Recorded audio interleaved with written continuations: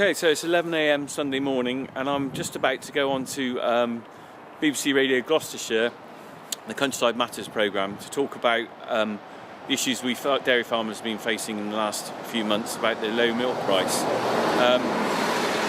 probably noticed I've been doing quite a lot of local radio and a bit of national radio recently. It's not because I'm a spokesman or anything for the dairy industry, or I've got any affiliation to anything.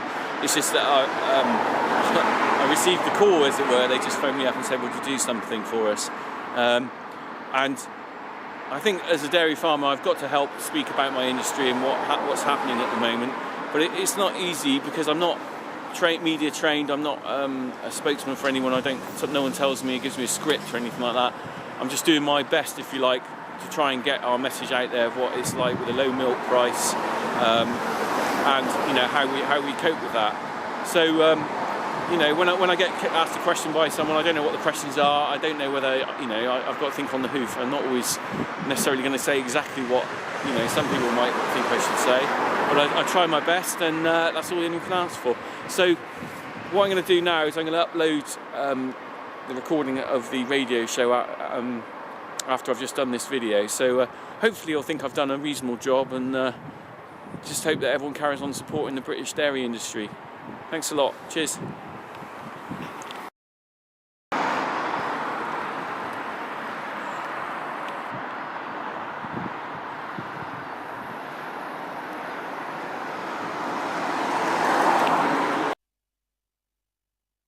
You've got your troubles, and that could be the theme tune of my next guest. We'll introduce Rich Cornock in a couple of moments' time. But thanks so much for the calls that have come in so far. As we ask you, would you be prepared to pay more for a pint of milk? Or not? After all, we live in austere times. It's all after this report from MPs suggesting the government needs to do much more to protect dairy farmers. You can buy 4 pints of milk in a supermarket for as little as about 89 pence, which won't cover the cost of production. So what do you make of that? Anne says there's so much regulation involved these days, it makes it really difficult for milk farmers to cope. Barbara in Alveston says, I buy my milk from the supermarket. They should be charging more. It's far too cheap. I feel guilty about paying so little. Zena called to say that I took the decision 30 years ago to have my milk delivered to my doorstep. Yes, the price you pay is more than that in the supermarket, but the price of milk on the high street is ludicrously cheap. But I wonder, Zena, if you've worked out how much you pay for your milk to be delivered and how much of that still goes to the farmer. It doesn't necessarily mean that there's plenty of sort of middlemen in that chain, so I wonder if the farmer who provides your milk is really getting more. Gordon in Lyndon says, I'd be happy to pay more for my milk if it saves the dairy farmers going bankrupt. Linda adds, there should be a set price for milk so that farmers aren't out of pocket. We have to support our British farmers. We don't want milk from another country. Well, this was the point I raised, that we've lost 50% of our dairy farms in the last 15 years. So if the rate continues, in 15 years' time, we'll have no dairy farms, and we'll have to import all our milk. So would you be happy pouring Polish, Lithuanian, Danish milk on your cornflakes? Philip says, I'd be happy to pay more for the milk as long as the money went straight back to the farmers and not to the supermarkets. And Karen says, we buy our milk from a farm in Minchinhampton. We pay £2.10 for 4 pints, and we think it's worth every penny. I wonder what you make of this. Some comments coming through all the time on this one, and so do keep them coming. I want to hear from you. Remind you of that number in a couple of moments' time. Maureen wanted to make a comment about the birds. In fact, we'll get to that in a short while, Maureen, because you've got a really interesting point to make about the hygiene of birds. Anne-Marie saying, I definitely pay more for milk because the farmers work really hard. Don says, by allowing the supermarkets to sell milk below the manufacturing cost, it reduces the perceived value of milk. It means everyone has to do the same. It's a dangerous precedent. And Jenny added, I have a doorstep milkman and groceries delivered to the door, and it works well for me. And Paul raising the question, which is a lovely thought, but I'm not sure is practical, but it's still quite a nice thought. Could we go back to the old days and buy our milk directly from the farm? Well, that's an interesting one. Probably impractical in 2015, but who knows? If you've got a view on this one, definitely share it with us today. Would you be prepared to pay more for your pinter, or would you be quite happy to have foreign milk on your cornflakes? Call us now. Here's the number: 01452 307575. Now, by happy coincidence, actually it's no coincidence at all, we asked him in. Rich Cornock is a dairy farmer from Titherington, and he's with us now. Hello, how are you? All right, Good nice to see you. And you too. Tell me what you make of this report from MPs today saying the government should be doing much more. Well, I totally agree. I mean, we're in a ridiculous situation now where milk can leave a farm and be sold for less than the cost of production, or sold to a supplier can sell it on to a retailer for less than the cost of production. And I feel really upset. Well, that doesn't make sense. In a business model, that's just stupid, isn't it? Is daft, isn't it, really? There's no one in this country who goes to work for less money, than what it's going to cost them to get to work. And, it's just ridiculous that a farmer should have to put up with that, really. So who have you sold your milk to? We sell to Dairy Crest. I used to supply Tesco's, actually, surprisingly, and I was quite happy supplying to Tesco's because they do the pay on the cost of production. I now sell to Dairy Crest, and my milk, I haven't got a designated place it goes, so it goes into different things like yoghurts, or it might go to doorstep delivery and things, and I'm currently getting 25.5p, and it's going to go down again in February, I think, to 24p. And production cost is 30p. Right. So it's a hard time, really. There's no room to move on our farm at all, really. And I count myself as one of the lucky ones, to be honest, because there's farmers now getting 20p a litre, which is really, really devastating. Who do you blame? Well, it's got to be partly that. Well, at the end of the day, the buck stops with the people who are buying that milk. If my milk's being... You mean us, the shoppers? No, not the shoppers. By the people like the supermarkets. Okay. I'm quite happy to supply a supermarket. Sainsbury's, Tesco's, Waitrose and Marks & Spencer all pay above cost of production. If my milk went to that supermarket and I was getting that, that's fine. Because don't get me wrong, farmers aren't really hating supermarkets. What they don't like is the practice of them buying it at a really cheap price. And now we've got situations, other supermarkets are selling it really cheaply, but they're buying it really cheaply as well. Well, let's talk about the global market. The government says that it's doing all it can to help farmers because of the volatility of the global market. Milk prices, as you know, have come under pressure from all sorts of angles, really. The rising supply and the falling demand. And, of course, we've got the situation of Russia and China as well. We've got the Russian ban on imports. Moscow's decision to ban EU dairy products some time back means there's something like 500 million gallons of milk not being sold to Russia. So you are the victim of a global situation. There's definitely a global situation, but one thing that riles me, is that my milk isn't going globally anywhere. My milk can leave our farm, go to a bottling plant in Stonehouse, and ends up probably on a doorstep in maybe Thornbury or Gloucester as a doorstep delivery. The global impact isn't really affecting that price because it's got not a global market. It's not being traded anywhere in Poland or something. And I can't really see Dairy Crest suddenly going, do you know what, actually, we're going to have to import Polish milk. Because who's going to stand that? I mean, like you said on your phone in, how many people are going to want Polish milk on their cornflakes? But you agreed with me when I said that the cost of production being higher than the cost you actually get for the end product is not a brilliant business model. If you set that up, it's ridiculous. No bank is going to let you start a business. So, inevitably, take the obvious choice and leave the industry. And lots of people have done that over the last 10 years. So inevitably, if shoppers are prepared to pay 89 pence for 4 pints of milk, then presumably they'll be okay with buying Polish milk. Well, that's what you've got to ask your listeners, not me, isn't it? I mean, are they happy with Polish milk? The thing is, it's not just about country of origin that's important. The main thing is that, UK standard milk is is produced on a very high standard. It's called Farm Assured, We're Farm Assured. Your listeners probably quite often see a little red tractor logo on a British product. It's Farm Assured. It's a very high quality. Things like the use of antibiotics are regulated and things like that. Now, I'm not saying that all foreign milk is bad, but the thing is they don't necessarily operate to those high standards. So it's not just about buying in foreign product, it's what standards that's produced to. Let me put another one to you. I mean, we've got an interesting comment here from Jenny. Milk is very different to water, and yet we pay more for a bottle of water in a shop than we do for a pint of milk. We should be supporting our local farmers. We've had lots of love for dairy farmers on the programme today.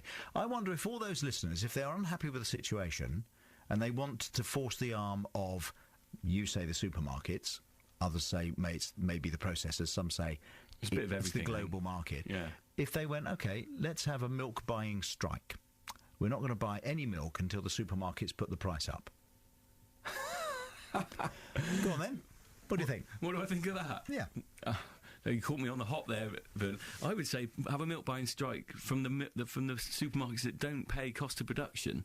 I've already explained which 4 are the better ones. It's not for me to tell you, the shoppers, where to shop, but I would prefer it if they bought their milk from... I think that when you open up phone lines and say, would you pay more, people say yes. But if tomorrow the price doubled, people would be up in arms. It won't necessarily double, though, but the thing is, people were paying about £1.30 or something at Tesco's only a year ago, and no one actually... This is an interesting thing, okay? I used to supply Tesco's, like I said, I don't now. We did this thing called Local Choice Milk, and I used to be in store promoting it. It was about local produced milk, going back to local area. Your face was on posters, I seem to remember. On a cardboard cutout in Tesco's in 100 stores. I do apologise for that, people. I heard the screams from miles away. The one thing that was really noticeable is that when people picked up their milk, they never ever looked at the price. They always looked at the colour. So they wanted semi-skimmed, I think that's green, isn't it? Whole milk's blue. Because I knew that, because our milk at the time was on a promotion. It was 10p for 4 pints less than the standard milk price. But no one spotted it, because they always just shop on colour. And a lot of people don't really realise how much they're paying for milk, because it's a necessity. You need it every day, don't you?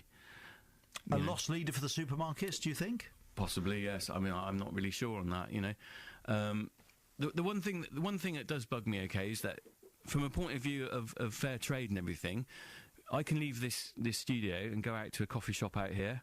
I could walk in there, and the person who serves me the coffee will be on minimum wage, so a standard that they can't go below on the wages. It could be on a wage that is above that.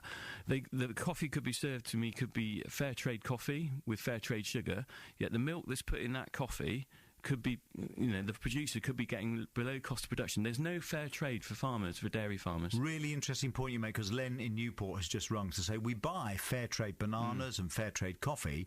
Why can't we have fair trade milk? Yeah. So that or fair play milk is an interesting one. If there's a copyright issue on that. What about the point I made to Rob Harrison, who's a fellow dairy farmer in the region, and he's the chairman of the Farmers Union Dairy Board, and I said to him, the thing is, though, the market will out. We live in a world now where the market dominates, and right now the market doesn't favour the farmers, and that you just have to take it on the chin.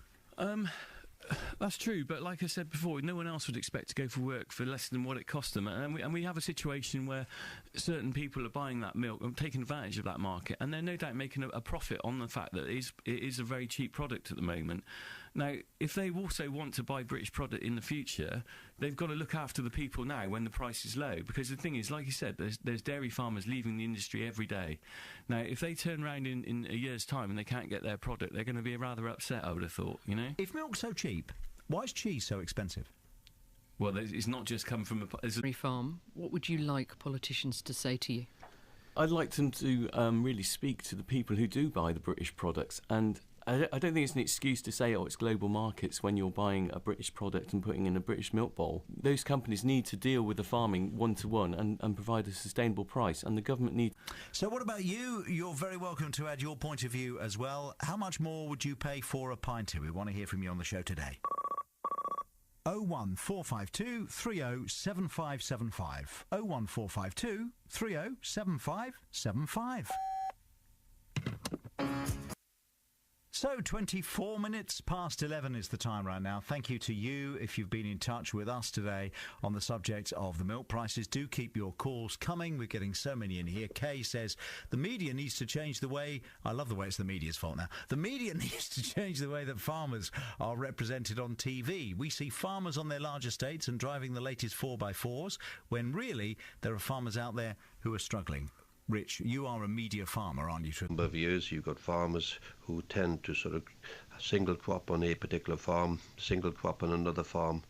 Now you're going to end up with farmers dashing around the countryside at planting and harvest. Now that cannot be right from an efficiency point of view, or even from a carbon footprint point of view. Claire, you alluded to this, because young farmers are going to get extra support under the new farm... It's 10 years old.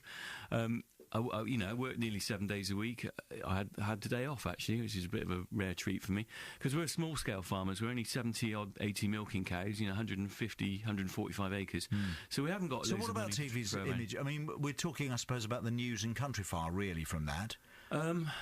Yeah, I mean, I'm quite happy to see that how farmers are portrayed on the TV. I don't think they do a bad job. I mean, certainly in this last week, I've noticed that the BBC and ITV have really covered this milk situation very well, and they seem to have gone to all sorts of farms, you know, not just the big guys.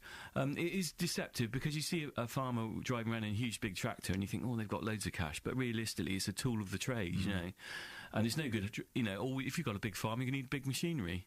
Within the last 5 years that are under 40 who have this qualification, it's going to be a massive help for them. There is one other change. The system of applying for payments is going online in England from the middle of the year.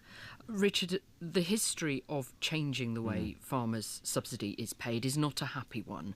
Are you confident that the whole change will happen smoothly? That's one of those things we'll have to wait and see. But, I mean, the history isn't great, is it? There's usually something that doesn't go quite right. The online thing is... For a pinter. We'll dip into our countryside. What's on the programme very soon. Thanks to Ian, our weather warden. He says, hello there. It might be worth a mention today that it's the 25th anniversary of the infamous Burns Day storm. 25th of January, 1990. Hurricane-force winds, thousands of homes left without power, trees blowed down, untold damage to property. He says there was a gust of 94 miles an hour which punched a stained glass window at Gloucester Cathedral, and there were radio stations, their studios suffered damage as well. 47 fatalities across the UK, and most famously in terms of those injured, the actor from Hello Hello, Gordon Kay, suffered a serious injury when a plank went through his windscreen 25 years ago today. Do you remember that? I remember that. I remember it really well. Yeah, I do remember it. I remember one of the newspapers managed to sneak onto the hospital ward where he was recovering and took a photograph of him in his recovery bed, which went down extremely badly. Yeah. The public didn't like that at all. Now, I did mention that we had a message from, let me see if I can find it here, from somebody who wanted to talk about the birds. Where are we? Here we go. It's Maureen. Hello, Maureen. On the subject of birds and feeding birds, she says, hygiene is really important. I used to live in a village where there were a lot of goldfinches. A lot of them used to die. The RSPB said the reason was that people didn't clean their bird tables, and goldfinches are very susceptible to this particular disease. She says it was her neighbours' bird tables that were dirty, not hers. Oh, of course. Get that one in. Thank you, Maureen. And well done, Maureen, because she became a granny last night for the very first time. Well done. Little boy called Mortimer. Well done. Yeah, there we go. Excellent. Well done. Well, Mortimer can be our youngest listener, I think, on this programme. Now, Rich Cornock is with us. We've been talking about the very lofty and serious business of milk prices, but you had some fun juicing apples very recently. I love this. Tell me more. It was lovely, actually. I was very lucky. I know someone who runs a juicing business, and if you look it up on the internet, it's called My Small Farm, and he produces his own apple juice. And my child, my oldest boy, Jack, goes to a local primary school, and they were having a harvest festival, and I thought, well, I spoke to the teacher about this, and they said, you know, could you do something? Maybe we could make some cider or something, but obviously cider and children don't really mix. So we thought, let's make some apple juice. And then what we thought we'd do then is we'd get every child, if they could, to bring in some fruit, some apples, either from a tree they might have in the garden or, you know, some from, even just a local shop. And what we did, we made juice from the fruit, and it was fantastic. Honestly, even I was surprised how much different and how much better this apple juice was than anything you could buy in a shop in the supermarket. But it was all about linking children to fruit, because these days quite a lot of harvest festivals are about bringing in some packets of food to give to homeless charities, which is absolutely fine, but not so much about fresh fruit and produce. And I wanted to do something that was linking kids to fresh fruit. And the best thing was that they all came out. We did this in the playground. And they all came out and they watched this as we put the apples into the crusher at the top, and then we put them into the press and we squeezed this juice out, and we actually bottled it. Crossways Junior School had their own fruit apple juice, which they then sold. It was ironic. The parents provided the fruit, and then we sold the juice back to them. But we talked about a poor business model. That's a brilliant business model. They provide the fruit, and then they have to pay for the juice back. But the best thing was all the money that was raised then went to a charity. I think it was a homeless charity, and you know, everyone got something out of the deal. You know, the guy who did the juicing got paid for producing the apple juice. The homeless charity made the profit. The kids got something where they actually saw a product being made, you know. Well, and this is the thing, is that how many children today, even those who live in villages, don't realise where their food comes from. Absolutely. Brilliant. It's an important thing, you know. I think everyone should get an opportunity to go and see how something's made or produced and everything, and get that feeling of... Do you get involved in Open Farm Sunday? I don't, because it's very difficult for me to run the business with people wandering around. But that is a brilliant, for those farms that do open and are able, it's fantastic. Because the thing I always say about Open Farm Sunday, which is every June, is that what you've got to remember is that a farm is a working environment. That's you right. know, it's in terms of health and safety, and it's no different from going to a factory. So not every farm is suitable for it. But if you get a chance this summer to do an Open Farm Sunday visit, it's really eye-opener. It's free as well. Day out with the kids, fantastic.